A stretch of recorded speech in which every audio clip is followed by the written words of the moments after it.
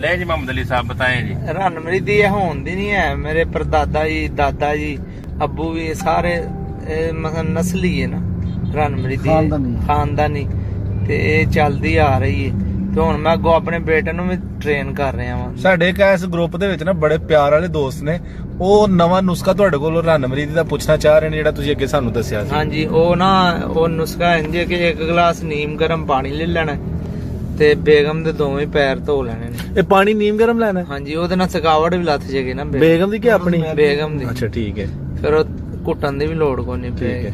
ਕਈ ਬੰਦੇ ਜਿਵੇਂ ਮੈਂ ਨਹੀਂ ਘੁੱਟ ਕੇ ਸੌਂਦਾ, ਮੈਨੂੰ ਨੀਂਦਰ ਹੀ ਨਹੀਂ ਫਿਰ ਪੈਂਦੀ ਨਾ ਘੁੱਟਾਂ ਦੇ। ਤੇ ਉਹ ਨਾ ਦੋ ਚਮਚੀਆਂ ਰੂਹ ਅਫਜ਼ਾ ਸ਼ਰਬਤ ਸੁੱਟ ਕੇ ਨਾ ਤੇ ਸਿਰਪ ਪੀ ਛੱਡਣਾ ਤੇ 3 ਦਿਨ ਬਾਅਦ ਰਨਮਰੀ ਤਿਆਰ ਤੇ 100 ਸਾਲਾ ਪੁਰਾਣੀ ਖੰਘ ਵੀ ਖਤਮ ਹੋ ਜਾਏ। ਇਹ ਖੰਘ ਦਾ ਵਿੱਚ ਕੀ ਅਮਲ ਦਖਲ ਹੈ? ਉਹ ਜਿਹੜੇ ਪੈਰਾਂ ਦੇ ਵਿੱਚ ਵਿਟਾਮਿਨ ਹੁੰਦੇ ਨੇ ਉਹ ਖਾਂਸੀ ਵੀ ਖਤਮ ਕਰਦੇ। ਤੇ ਜੇ ਬੰਦਾ ਉਂਝ ਹੀ ਵੱਖੀ ਚ ਠੁੱਡੇ ਛੁੱਡੇ ਖਾ ਲੇ ਤੇ? ਨਹੀਂ ਉਂਝ ਨਹੀਂ, ਉਹ ਤੇ ਫਿਰ ਅੰਦਰ ਮੇਦਾ ਹਿਲਾਉਣ ਵਾਲੀ ਗੱਲ। ਠੀਕ ਹੈ ਜਨਾਬ। ਜਨਾਬ ਇਹ ਸਾਡੇ ਨਾਲ ਅੱਜ ਰਨਮਰੀਤ ਬਕਲਮੇ ਖੁਦ ਨੇ ਤੇ ਇਹ ਸਾਨੂੰ ਅੱਜ ਆਪਣੀ ਆਪ ਹੱਡ ਬੀਤੀ ਸੁਣਾਉਂਦੇ ਕਿ ਕੀ ਇਹਨਾਂ ਨਾਲ ਬੀਤੀ ਸੀ। ਉਹ ਜਿਹੜਾ ਵਾਕਿਆ ਸੀ ਜਿਨ੍ਹਾਂ ਨੂੰ ਇਹਨਾਂ ਕੰਮ ਕਰਨ ਤੇ ਮਜਬੂਰ ਕਰ ਛੱਡਿਆ, ਉਹ ਕਿਹੜਾ ਐਸਾ ਵਾਕਿਆ ਸੀ? ਉਹ ਮੈਂ ਆਪਣੇ ਅੱਬੂ ਨੂੰ 500 ਰੁਪਇਆ ਦਿੰਦਾ ਹਾਂ ਤੇ ਮੈਨੂੰ ਗਾਲਾਂ ਕੱਢਦੇ ਹਨ।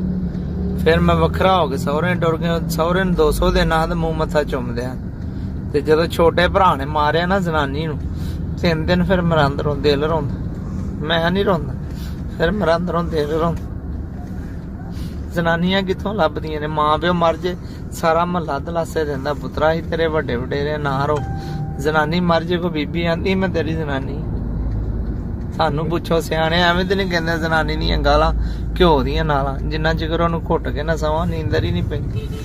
ਅੰਮਾ ਮੇਰੀ ਕਹਿੰਦੀ ਪੁੱਤਰ ਤੂੰ ਤੇ ਥੱਲੇ ਲੱਗਾ। ਮੈਂ ਕਿਹਾ ਮਾਂ ਹੀ ਮੈਨੂੰ ਉੱਤੇ ਠੰਡ ਲੱਗ।